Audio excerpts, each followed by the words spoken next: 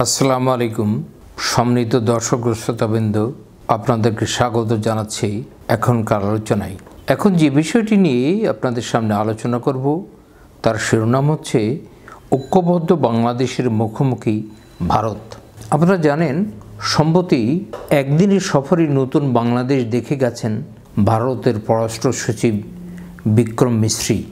বাংলাদেশের সাথে একটি ইতিবাচক গঠনমূলক ও পারস্পরিক স্বার্থ সংশ্লিষ্ট সম্পর্ক চেয়ে ভারত দেশে ফিরেই সংসদের পররাষ্ট্র বিষয়ক স্থায়ী কমিটির ব্রিফিংয়ে তিনি এসব কথা বলেছেন। তিনি আরও বলেছেন, ক্ষমতাচ্যুত প্রধানমন্ত্রী শেখ হাসিনা বাংলাদেশের অন্তর্বর্তী সরকারের বিরুদ্ধে যেসব সমালোচনা করেন তা ভারত সমর্থন করে না। ভারতের সম্পর্ক বাংলাদেশের সাথে কোনো নির্দিষ্ট রাজনৈতিক দল বা সরকারের মধ্যে সীমাবদ্ধ নয়, বরং এই সম্পর্কের ভিত্তি হচ্ছে বাংলাদেশের জনগণের মধ্যে নিহিত। ঢাকায় তার সফরের সময় তিনি অন্তর্বর্তীকালীন সরকারকে জানিয়েছেন, ভারত জনগণের সাথে সম্পর্ক অগ্রাধিকার দেয় এবং বর্তমান সরকারের সাথে কাজ চালিয়ে যেতে ইচ্ছুক। পশ্চিমবঙ্গের মুখ্যমন্ত্রী মমতা বন্দ্যোপাধ্যায়ও আগে তাচ্ছিল্য ও হুমকি থেকে সরে এসে নমনীয় কথা বলেছেন। উপলব্ধিতে এসেছে একটু বেশি বলে ফেলেছিলেন।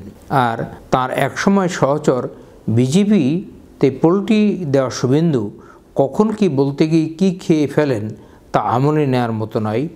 ভারতের বাদবাকিদেরও বুঝতে হবে, এই বাংলাদেশ এখন আর সেই বাংলাদেশ নেই। বাংলাদেশের সাথে বন্ধুত্বের আড়লে কেবল একটি সরকার আর শেখ হাসিনার সাথে বন্ধুত্ব করার পরিণাম এখন ভারতকে ভুগতে হচ্ছে। সামনে আরও কত যে ভুগতে হবে তা বলাই এখনও মুশকিল। আফগানিস্তান, পাকিস্তান, বাংলাদেশের পর সিরিয়ার দৃশ্যপট ভারতের জন্য এক আতঙ্কের। ধাওকে রাশিয়ার আশ্রয় জুটেছে সিরিয়ার প্রভাবশালী বাশার আল আসাদের। শেখ হাসিনার আশ্রয় হয়েছে ভারতে। উল্লেখ্য, শেখ হাসিনা 1981 থেকে যেখান থেকে বাংলাদেশে তার আগমন, 2024 সেখানেই তার নির্গমন। 71 পাকিস্তানিরা রিয়েলিটি মেনে না নিয়ে পরিণামে ভুগেছে। গত কয়েক বছর ধরে বাংলাদেশের রিয়েলিটি মানছে না ভারত। তাছাড়া চারদিকের প্রতিবেশীদের জ্বালিয়েও জ্বালা যন্ত্রণা দিয়ে অতিষ্ঠ করে তুলেছে ভারত। একনায়কতন্ত্রের দর্প যে কিভাবে গড়িয়ে যায় তা শুধু নির্দিষ্ট কোনো দেশেই নয়, সিরিয়া, শ্রীলঙ্কা আর বাংলাদেশ সবখানেই। প্রতিবেশীদের ত্যক্ত বিরক্ত করতে বৃহৎরাষ্ট্র ভারত এখন নিজেই কোণঠাসা। সম্প্রতি বাংলাদেশে হিন্দু নির্যাতনের নাটক ও ভুয়া অভিযোগ সাজাতে গিয়ে ভারতের চরিত্রের এক ভয়াবহ কদাকার দিক প্রকাশ পেয়েছে। বলা হচ্ছে, নতুন বাংলাদেশ মানতে ভারতের কলিজা ছিঁড়ে যাওয়ার কষ্টে তাল লয় সব হারিয়ে ফেলেছে। গণ আন্দোলনের তোড়ে গদিচ্যুত হয়ে পালিয়ে যাওয়া বিগত সরকারের প্রধানমন্ত্রীকে আশ্রয় দেওয়ার পর ভারত পরিকল্পিতভাবে বাংলাদেশকে অস্থিতিশীল করার হেন চেষ্টা নেই জানা করছে। সর্বহারাদের মতো এখন ভারতের ঠুনকো অস্ত্র সাম্প্রদায়িকতা নিয়ে বিশ্বব্যাপী বাংলাদেশকে ঘায়েল করার চেষ্টায় হাল না পেয়ে আন্তর্জাতিক কৃষ্ণ ভাবনামৃত সংঘ বা International Society for Krishna Consciousness ইসকনকে নিয়ে চিন্ময় কৃষ্ণ দাসের গ্রেপ্তারকে কেন্দ্র করে সারা দেশে যে তাণ্ডবলীলা চালানো হয়েছে সেটি কোনোভাবেই স্বাভাবিক প্রতিবাদ নয়। মমতা ব্যানার্জি হিন্দুদের আক্রমণ থেকে রক্ষা করতে বাংলাদেশকে শান্তিরক্ষী বাহিনী মোতায়েন করতে জাতিসংঘের প্রতি আবেদন জানিয়ে মূর্খতার পরিচয় দিয়ে সেখান থেকে সরে এসেছেন। এর আগেই আগরতলায় বাংলাদেশের হাই কমিশনে হামলা, লুট পরবর্তী ঘটনা প্রবাহে বাংলাদেশ ও ভারতের নীতি নির্ধারক পর্যায়ের বাকযুদ্ধ ক্রমান্বয়ে উত্তেজনাকর পরিস্থিতি পৌঁছে গিয়েছে। অবস্থাটা এখন এমন পর্যায়ে চলে গেছে, সেখানে এখন ভারত যত বেশি অন্তর্বর্তী সরকারের বিরুদ্ধে উস্কানি দিচ্ছে, তত বেশি এই সরকারের জনপ্রিয়তা বৃদ্ধি পাচ্ছে। 2008, 2014, 2018 এবং সর্বোপরি 2024 সালের নির্বাচনের মতো কিছু আয়োজন করার ফাঁক এখন আর ভারতের নেই। ব্যাপক ভোট কারচুপি, রাতে ভোট চুরি এবং দিনই ভোটের মহা ডাকাতির দিন ফুরিয়ে গেছে বাংলাদেশে।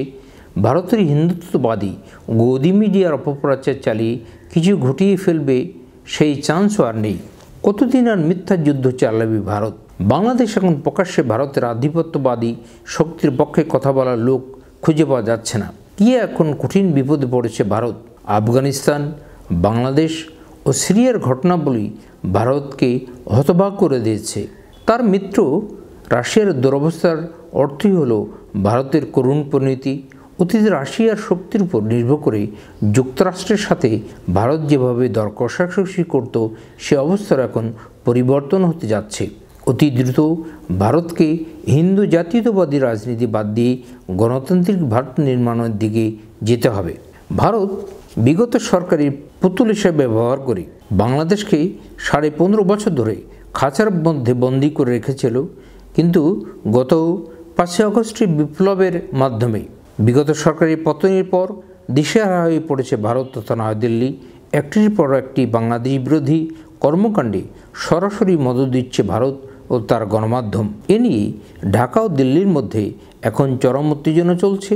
ডক্টর ইউনূস জাতীয় ঐক্যের মধ্য দিয়ে ভারতের ঘুম হারাম করে দিয়েছে। ঐক্য হলো শক্তির প্রতীক, তা ব্যক্তিতে, দলে, চেতনায় সব দিকে হতে পারে, আবার একক বিষয় হতে পারে। 71 স্বাধীনতার প্রশ্নে গোটা জাতি ছিল ঐক্যবদ্ধ, আর এই কারণেই সম্ভব হয়েছিল আমাদের বিজয় অর্জন। কিন্তু দুর্ভাগ্যজনকভাবে হলেও স্বাধীনতা পর না ইস্যুতেই দেশ বিভিন্নভাবে বিভক্ত হয়ে পড়ে।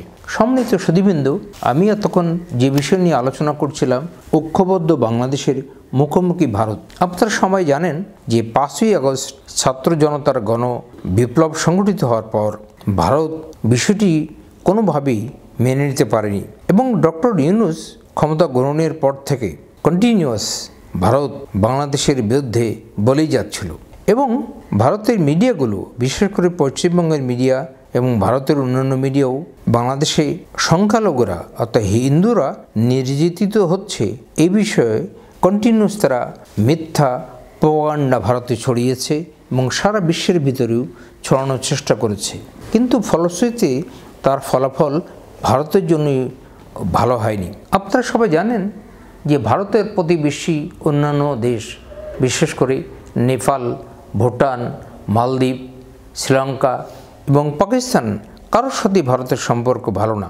শেষে বাদ ছিল বাংলাদেশ, কিন্তু বাংলাদেশের সাথেও ভারতের সম্পর্ক দিন দিন জটিল থেকে জটিলতর হয়ে উঠছে। এবং বিগত সরকারের সময় আমরা দেখেছি যে নতজন পররাষ্ট্রনীতি নিয়ে সামনের দিকে গুবার, কিন্তু অন্তর্বর্তী সরকার ডক্টর ইউনূস ক্ষমতা নেওয়ার পর ভারত যতই চেষ্টা করেছে এদেশের পরে ছড়ি ঘোরাতে, কিন্তু বাংলাদেশের জনগণ এবং বাংলাদেশের সরকার বুক ফুলিয়ে বুক চিতিয়ে ভারতের মুখোমুখি দাঁড়িয়েছে এবং ভারতের দাদাগিরি শুনতে আর এদেশের জনগণ কোনোভাবেই আর আগ্রহী নয়। ভারতের রক্তচক্ষু উপেক্ষা করে বর্তমান সরকার এবং দেশের জনগণ ঐক্যবদ্ধ, এবং এই ঐক্যবদ্ধ অবস্থাটা যদি আমরা কন্টিনিউ করতে পারি, তাহলে কোনো অবস্থাতেই ভারত আর আমাদের পরে ছড়ি ঘোরাতে পারবে না আর দাদাগিরি করতে পারবে না।